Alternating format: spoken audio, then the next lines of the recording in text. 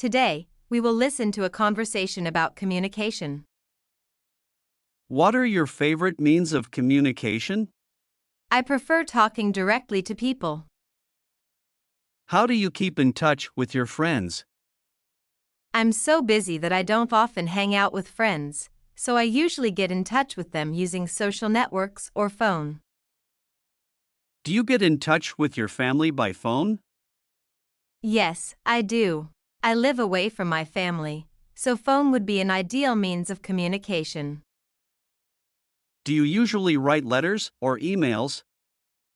I used to write letters when the internet hasn't been used widely. Now I prefer emails due to its convenience.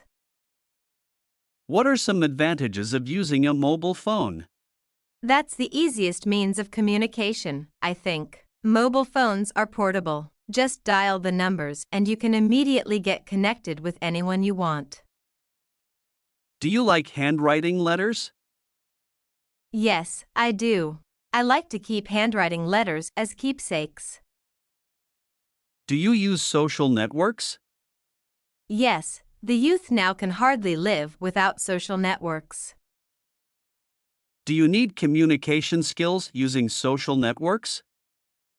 Sure, even in social networks. How have social networks changed communication?